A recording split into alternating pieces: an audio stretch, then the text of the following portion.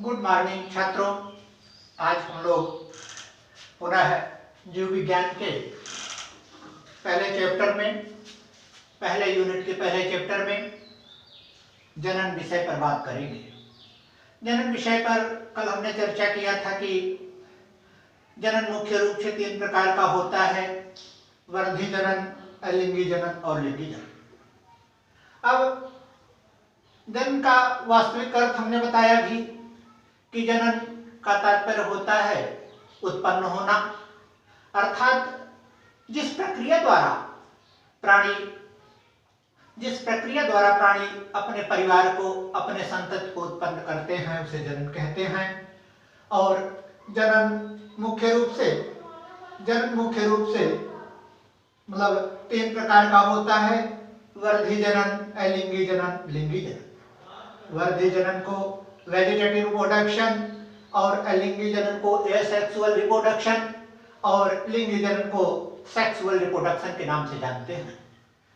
हमने पहले भी चर्चा किया कि वर्धी जनन मुख्य रूप से पादपों में, जबकि अलिंगी जनन मुख्य रूप से नॉन कार्डिटा के जंतुओं में, और लिंगी जनन मतलब कुछ नॉन कार्डिटा के जंतुओं में, और उसके अलावा बड़े कार्डिटा के जंतुओं में पाए जाते हैं।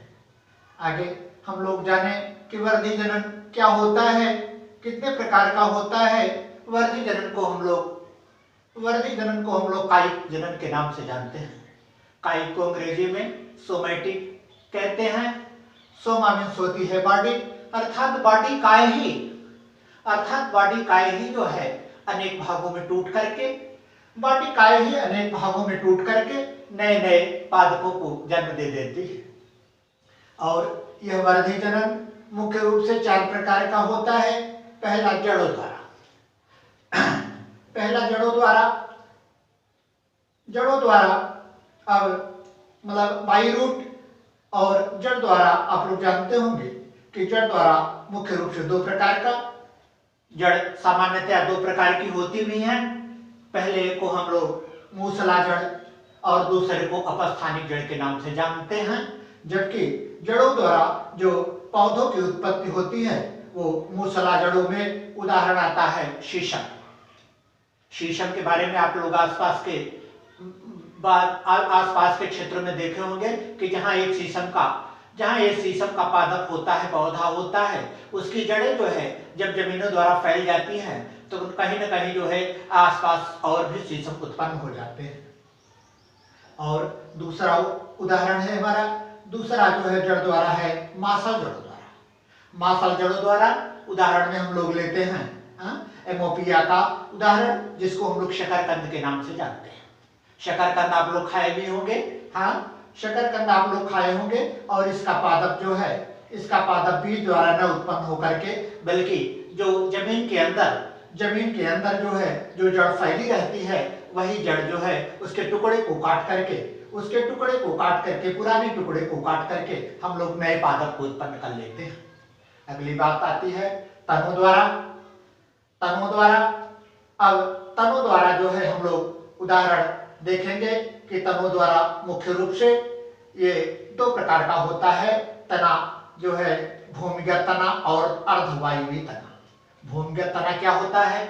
ऐसे तने जो जमीन के अंदर पाए जाते हैं उसे हम भूमिगत तना कहते हैं। और ऐसे तने जो कुछ भूमि के अंदर और कुछ भूमि के ऊपर होते हैं उसे अर्धवायवीय, अर्थात आधा जो है वायु में आधा जमीन में होता है, उसे अर्धवायवीय तना कहते हैं।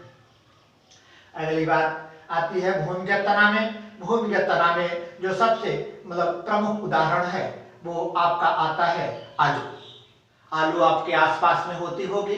जो लोग जिनके यहाँ खेती का कार्य होता होगा वो लोग आलू की खेती करते हैं। और हम लोग जानते हैं कि जब पुरानी परिपक्व आलू जो है अनेक टुकड़ों में काट दी जाती है, लोग गांव में कहते हैं कि आंखें यहाँ पर निकली हैं, यहाँ से पौधा निकलेगा, तो उसको ध्यान में रख करके आलू के अनेक टुकड़ों को काट दिया जाता है। और जब अनेक टुकड़ों को काट दिया जाता है तो उसी भूमिगत तने से एक आलू से अनेक पादप तैयार हो जाते हैं। अगला उदाहरण है हमारा प्रकंद का। आप लोग देखे होंगे कि जो हमारा केला है, केला में बीज नहीं पाया जाता, पार्थेनोजेनेसिस पार्थिनोकार्पी हम लोग उसको नाम से जानते हैं। और ये आपका मतलब इसमें जो है केले में बीज नहीं होता, सीडलेस होता है।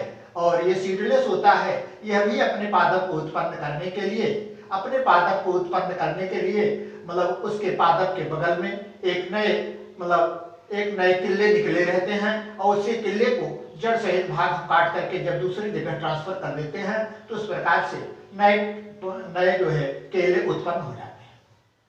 इसी प्रकार से अदरक के भी अनेक टुकड़े काट देने पर, हल्दी के भी जड़ जो होते हैं उनके अनेक टुकड़े काट देने पर, उनके प्रकंद को काट देने पर नया पादप तैयार हो जाता है।